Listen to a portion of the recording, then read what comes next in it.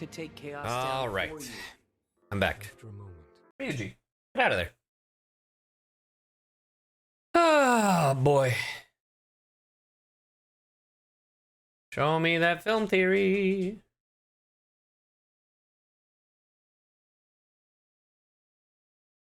Or game theory, I should say.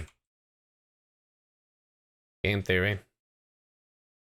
Despite everything, you have so many orders and you aren't obligated to sign normal orders, yet you're still putting... Of course! Are you kidding? Let's be honest. That's like if you fucking went to a con and you just show up and they're like, here's your print. Oh, but where's the actor? Here's your print. It's like, but I would like to meet the person. Here's your print. Where are they? They left. What? But I wanted to meet them. Nah, your print. Like, bro. You know? Anyway, I've got my lunch. Let's watch this shit. Sonic the Hedgehog wasn't originally designed with in-depth storytelling in mind. Mainly, you're just running, jumping, and... The speed of But sound. over the years, as Sonic entered the 3D space, that had to change. Our favorite blue blur needed a story, and the results have been mixed, to say the least. Some kept it light, others went deep. Enter Here's the Sonic thing, Dead Gals, like, New the money open-world is adventure nice, that went all but in with I a still want to heap give of the scoop of experience, because, like, lore. They even people hired a fucking former paid chief for the writer shit. for the Archie comics to help make it good. And what we got was confusing at best and potentially canon-breaking at worst. I'm finding multiple connections between the Ancients and the Chaos Emeralds. It's almost like they share the same origin. So today, we're gonna set the record straight. Does Sonic Frontiers shatter the Sonic canon, or is this game going far deeper than we realize? Hello, Internet. Welcome. Yes, I have, Lucio. I've had literally at Anime Impulse. Chaos channels. Once I have them all, I'm gonna be able to ascend to Super Pat form. Some tells me that I'm gonna be looking good as a spiky-haired. Wait, did he blob. announce In the his meantime, fourth though, channel let's already? instead talk about that spiky quilled blue blur Sonic. Last November saw the release of Sonic's newest game, Sonic Frontiers. And let's not kid ourselves, this game had a difficult hill to climb. 3D Yeah, who cares? Sonics don't exactly have themselves the best reputation.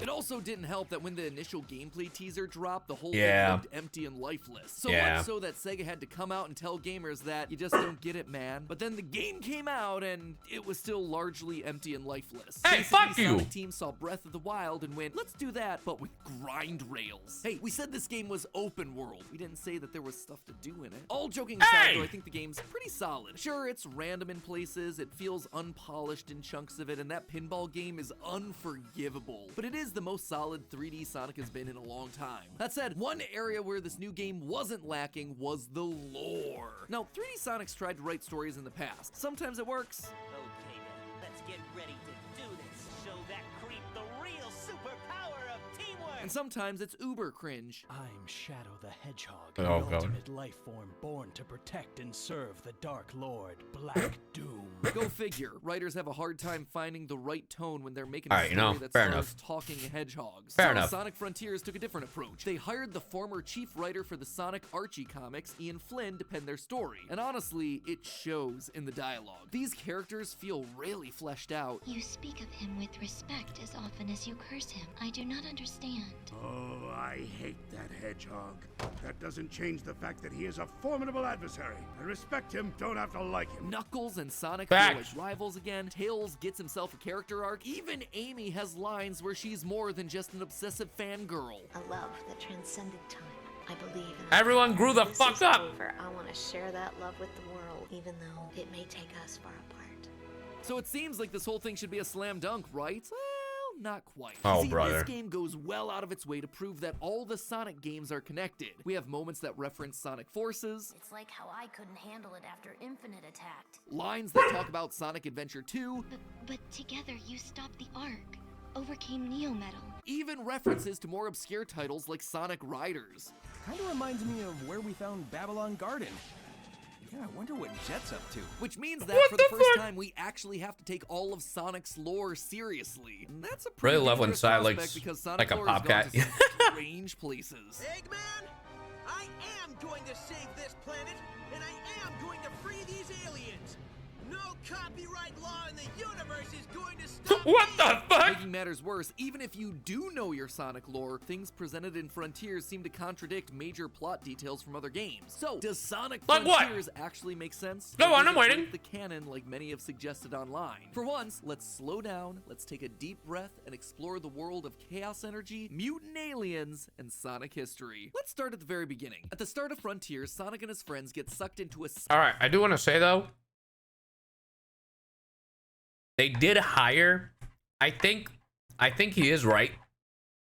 I think he is right for the simple reason that right before Sonic Frontiers came out, or it might have been right after, Sega literally started looking for someone, for a specific person to be, their job is to know everything Sonic lore. And I think it might be because of all the shit that happened in Frontiers. Also, thank you, Covenant Queen, for the 2 months. Like, Sega wanted to be like, hey, we're looking for someone to literally be in charge of all Sonic lore. Like, they gotta know what's happening. And I'm sure it's because of the whatever next game they want to do. cyberspace portal, basically a digital world built from memories of Sonic's past adventures. This first one recreates Green Hill Zone, but throughout the game, Sonic is forced to revisit places like Chemical Plant and Sky Sanctuary. And while Sonic manages to escape this first portal, his friends aren't so lucky. You have done the impossible. You have escaped cyberspace through your own power. You are the key. Find the Chaos Emeralds. Destroy the Titans. Tear down the walls. Fuck the between Titans. dimensions. Yes, a multiverse story. These are always super clear. They never go wrong in any way. Making matters shut up. worse, huge parts of the lore are hidden behind Eggman memos. Memos that you can only get when you fish with Big the Cat. Hey, chill! Hey, Sonic. That was one of the best parts! I was looking for fishing spots and wound up here. Chill! So now I'm fishing. Why? Why would you make slow fishing a thing in a fast Sonic game? Am I crazy? Why do all games feel the need to shoehorn in fishing, but especially a Sonic game? I'm sorry, that's my rant at, what time is it? 12:25 in the middle of the night. And this is my rant, okay? This is Nah, it. Whew, nah. Excuse me, You're wrong on that one. did not realize that I had such deep feelings Nah, about you're wrong on that video one. games. Anyway, back to the theory. And even when you do get those memos, they don't actually explain everything, especially if you aren't familiar with the deep wells of Sonic lore. It's kind of ironic when you consider what Eggman says in one of the memos. I enjoy a good mystery, but not when the answers are more mysteries.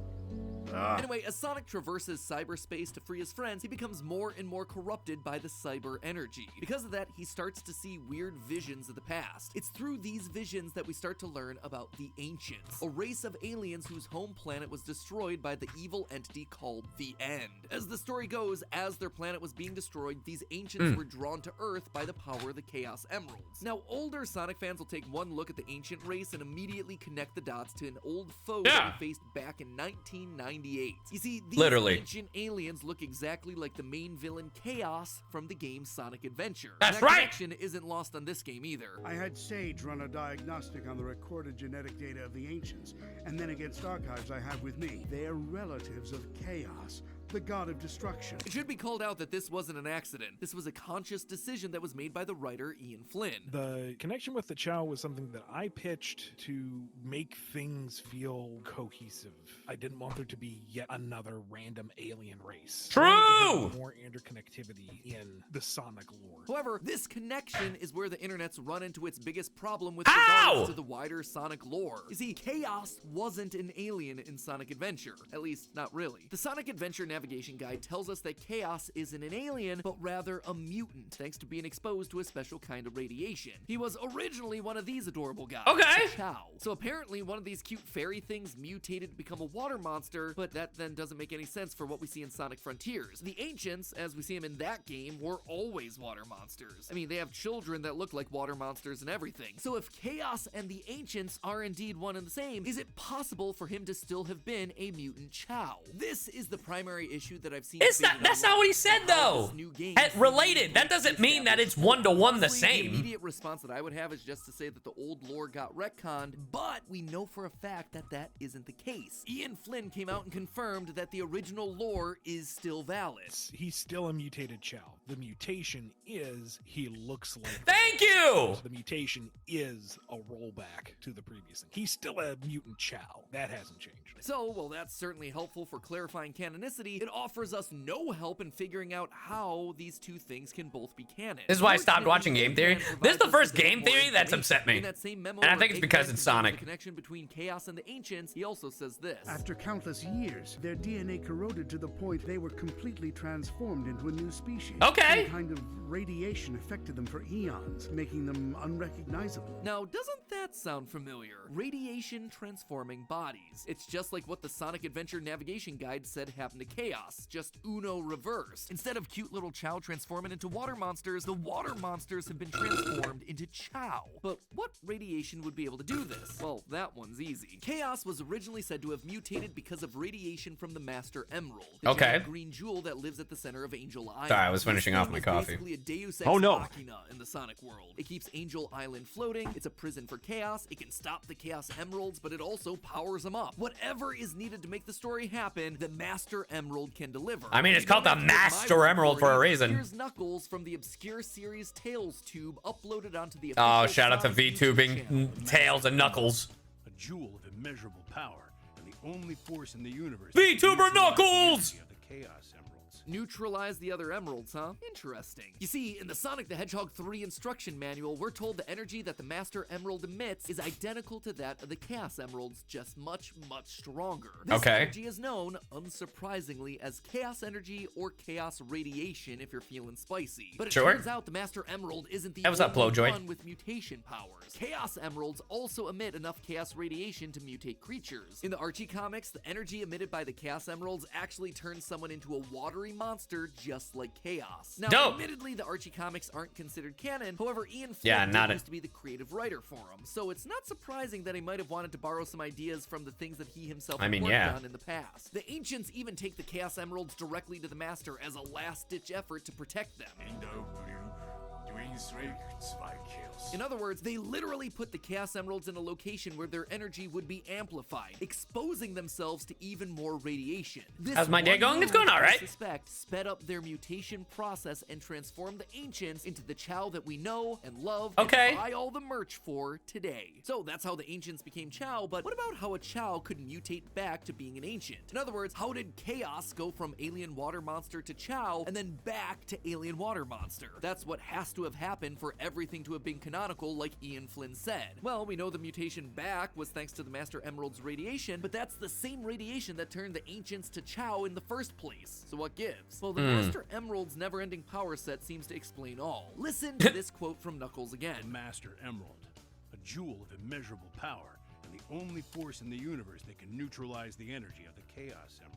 The Master Emerald doesn't just boost the Chaos Emerald's power, it can also neutralize it. We actually see this all over the series. In Sonic Battle, Sonic attempts to use this technique to stop the antagonist who's using the Chaos Emeralds for power. We also see Knuckles attempt the same thing in Sonic Adventure 2, when the space colony Ark is using the emeralds to force the space station to crash to Earth. But the first time we see this technique used is during the events of Sonic Adventure. We learn of the ancient clan of Echidnas that know an ancient prayer used to neutralize I will say, like, the last video I watched from MatPat was the Last of Us one, and I was like, bro, this isn't a theory, this is literally confirmed.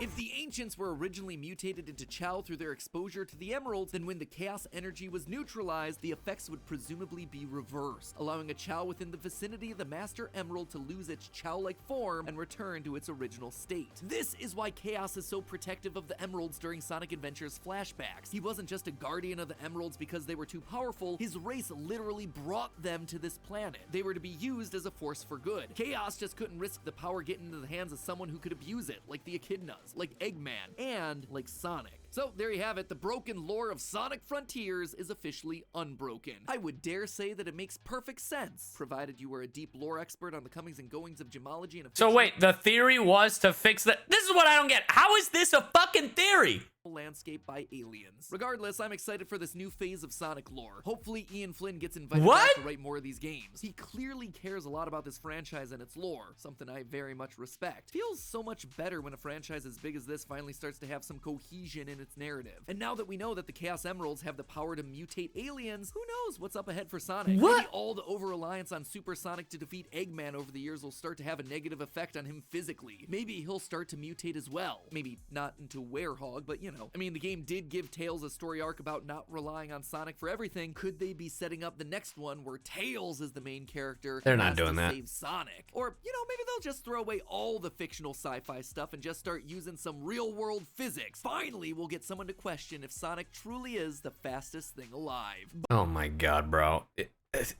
What? My brain hurts. This is what, okay, this video and the Last of Us video were not good. Because they weren't lore videos. They were more explaining videos. It's like, hey, this is what happened. That's because you're a Sonic fan? Bro, it has nothing to do with Sonic. It was the fact that there was no actual theory. It was a fucking, hey, you might think that this fucking shit is broken, but in fact, it's all explained. Let me point out the details. It's not a fucking theory video.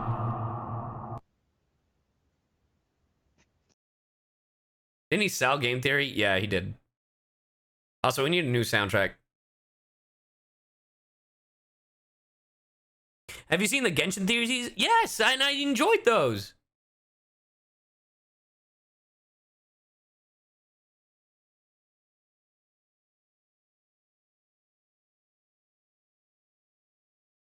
Well, the thing is, here's the thing. I'm sure he has a team to write some of these videos. You know? Because there's just no fucking way. Who just texted me? Oh, God, I think I just got texted by Matt Pet. Oh, God, he's coming after me.